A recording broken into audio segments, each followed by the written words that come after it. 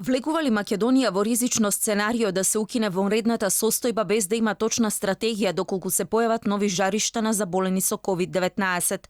Дека власта нема прецизна стратегија говори и фактот што изминатиот период мерките се носеа ад хок.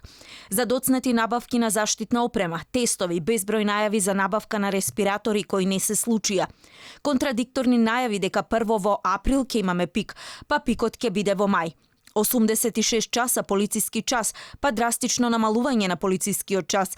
За сега да се крои план вонредните мерки да се укинат, без при тоа да се има стратегија. Универзитетската професорка Весна Јаневска за Алфа објаснува дека може да се почнат некакви економски или производствени процеси, но исклучиво со пресметен ризик. Многу предострожна во олабавувањето на мерките за целото население. Ако е неопходно некои процеси, производствени, економски, да се придвижат, тогаш на вистина треба да се направат напори на тие луѓе кои учествуваат во таквите процеси, да им се обезбедат сите услови за безбедно работење.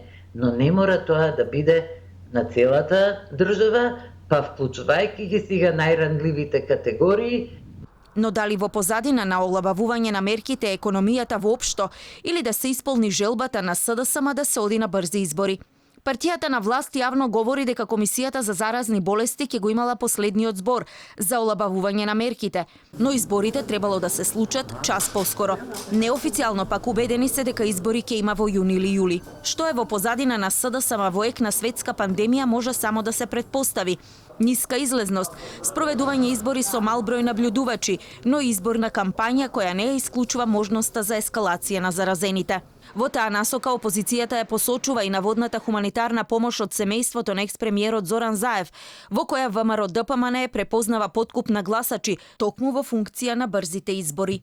Комисијата за заразни болести одлуката за олабавување на мерките најверојатно ќе ја темели на опаѓање на бројот на заразени, што е реален изминативе денови. Но од друга страна, колку заразени, инфицирани и заболени има во Македонија зависи од бројот на тестираните. Ако повеќе тестираат, може бројот да биде и поголем, а колку од заразените ќе се разболат, навистина не може да се предвиди.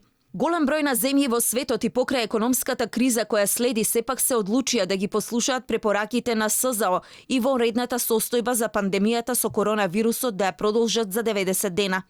Власта во Франција најави дека заострените мерки ќе траат до крајот на јули.